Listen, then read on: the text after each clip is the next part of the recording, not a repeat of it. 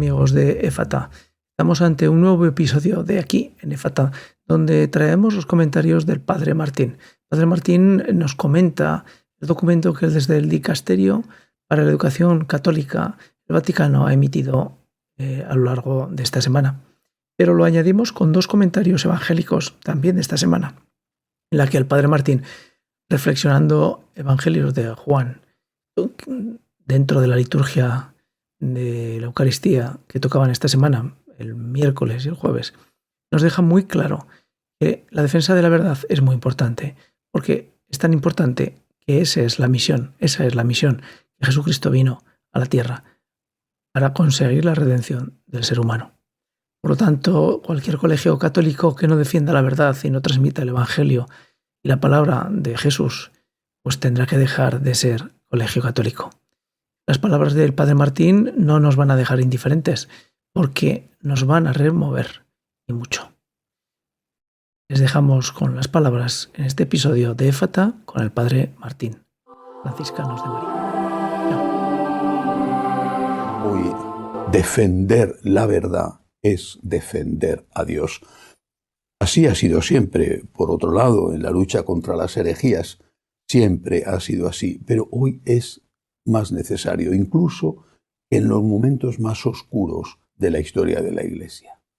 Porque defender las enseñanzas de Cristo es defender que Cristo es la verdad, que Cristo es Dios. No nos dejemos engañar por aquellos que dicen que da igual si esto es verdad o es mentira, que lo que importa es cómo te sientas. Están reduciendo la religión a sentimiento, están reduciendo la religión a capricho, están reduciendo la religión a hacer lo que el mundo quiera para que a nadie le molesten por ser religioso. Lo normal es que si somos seguidores del crucificado, nos molesten. Si somos seguidores del que murió en la cruz, lo normal es que al menos nos critiquen, incluso nos persigan y nos maten.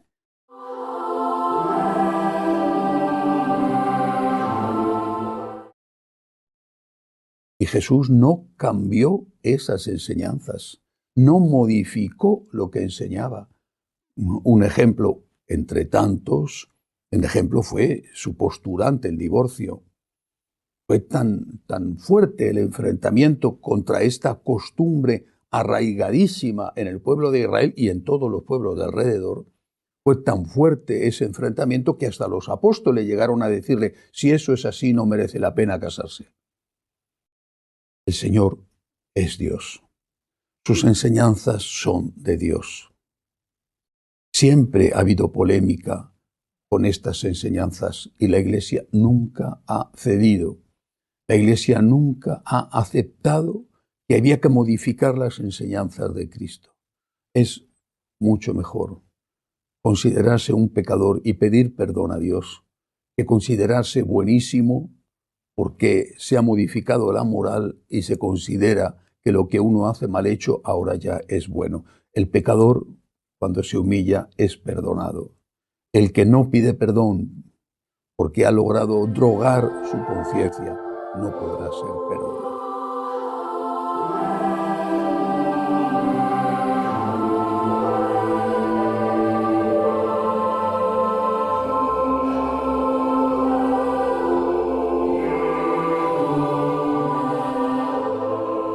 El Dicasterio para la Educación Católica acaba de publicar un documento sobre las características que deben de tener los centros educativos católicos, también los que trabajan en ellos y, de alguna manera, los que asisten como alumnos o los padres de esos alumnos. Es un buen documento. Por supuesto que nada es perfecto y quizá podía haber sido un poco más ambicioso en algunas cosas, haber entrado en algunos temas más, y también es verdad que está influenciado, como no podía ser otra manera, por las modas del momento, pero es un buen documento. En este documento, lo primero es que se pone a la educación católica en relación con aquello que le es esencial. La educación católica forma parte de la misión evangelizadora de la Iglesia. Todo colegio católico o universidad debe ser visto en esta perspectiva. La misión evangelizadora de la Iglesia. En un colegio católico, lo primero tiene que ser evangelizar. Y desde ahí se tiene que ver todo lo demás, porque lógicamente no solamente se debe de evangelizar en la clase de religión. Claro que habrá que dar matemáticas o idioma, pero la perspectiva global tiene que ser la de la evangelización.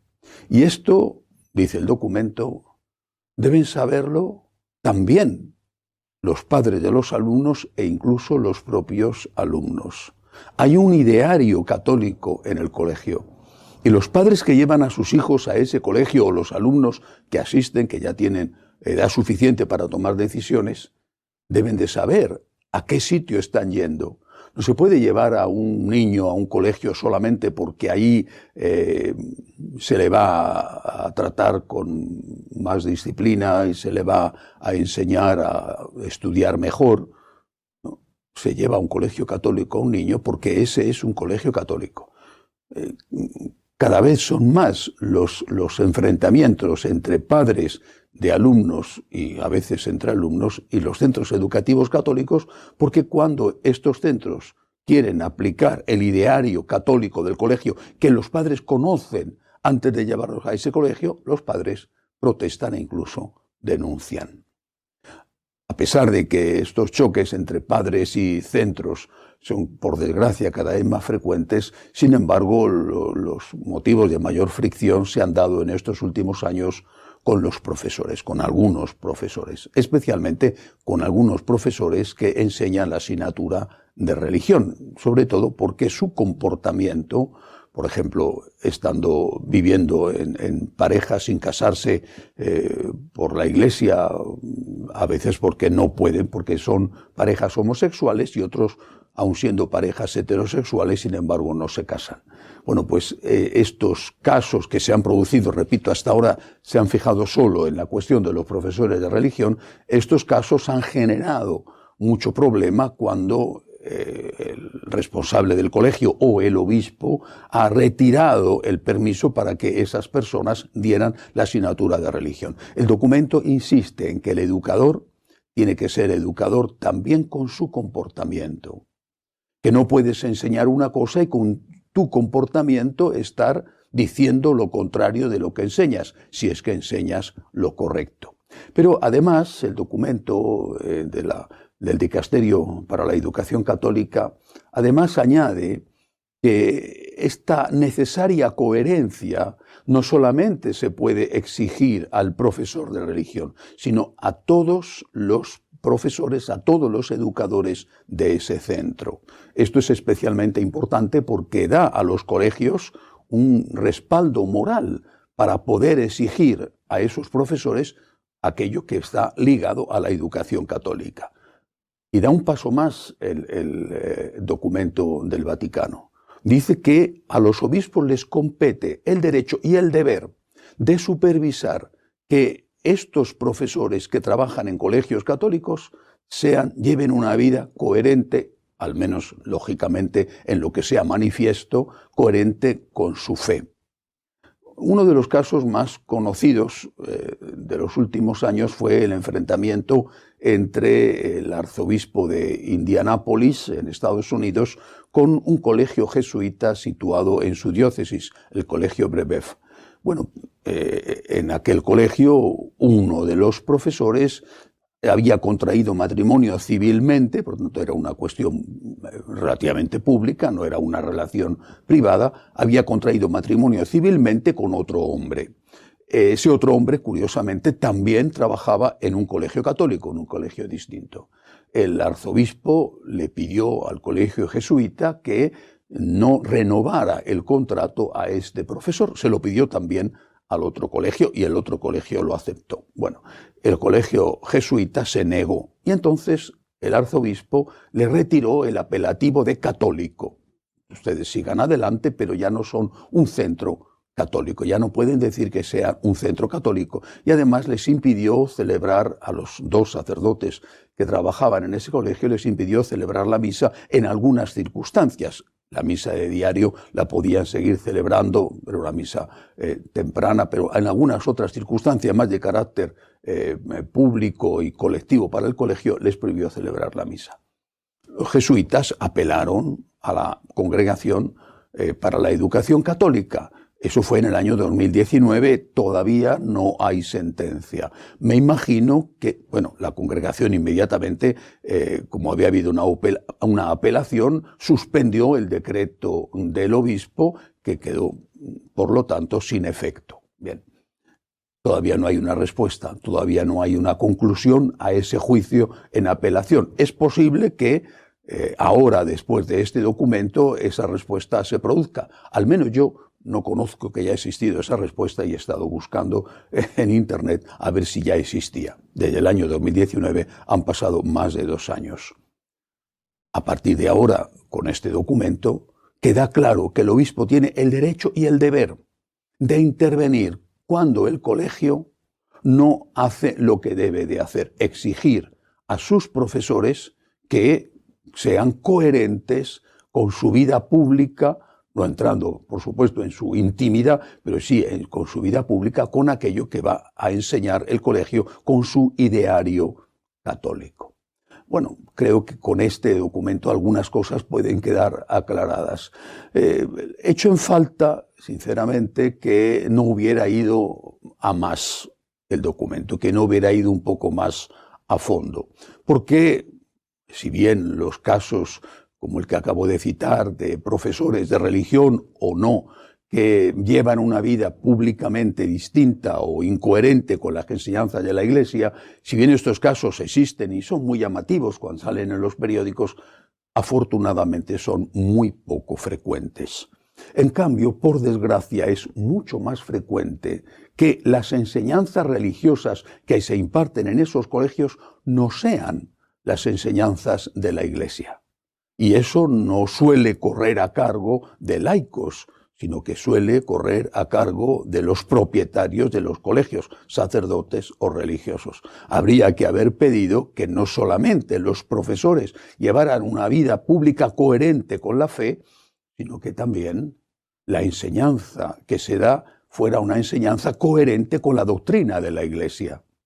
Recuerdo aquella carta que el Papa, ya entonces Papa emérito Benedicto XVI, escribió a los presidentes de todas las conferencias episcopales del mundo con motivo de la reunión que tuvieron en Roma para tratar el tema de la pederastia.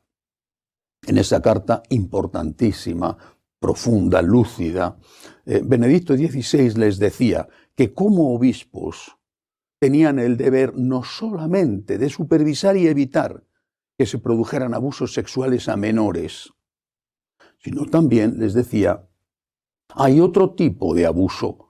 Desde luego, quizá no se pueda comparar con el abuso físico, pero hay otro tipo de abuso que es el abuso espiritual.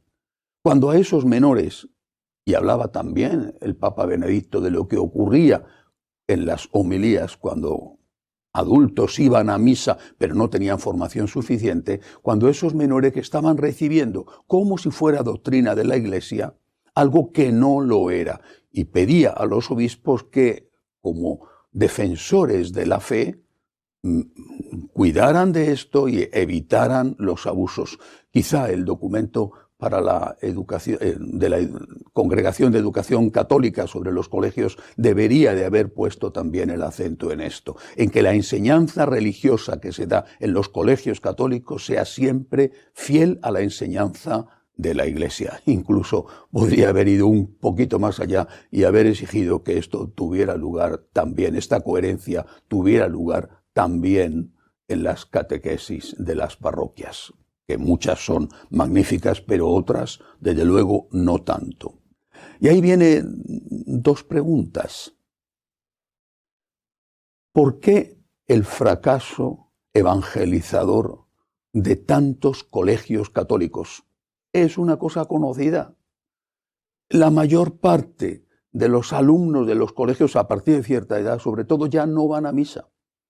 Basta con preguntar, además lo sabemos todos, al menos en Occidente. Bueno, ¿por qué este fracaso? No será porque no se está enseñando la doctrina católica, sino un sucedáneo que se supone que va a ser más fácilmente aceptable por los alumnos porque no es tan exigente, pero que en realidad los alumnos rechazan. Habría que preguntarse si este fracaso evangelizador, no fracaso en otros temas, porque la educación que se da suele ser muy buena, pero si este fracaso evangelizador no está relacionado precisamente con la falta de fidelidad a la enseñanza de Cristo. ¿Qué es lo que se rechaza? ¿El sucedáneo o el original? ¿No se estará rechazando el sucedáneo precisamente porque no se muestra el original, aunque el original aparentemente sea más exigente, pero al final sea mucho más convincente? Hasta la semana que viene, si Dios quiere.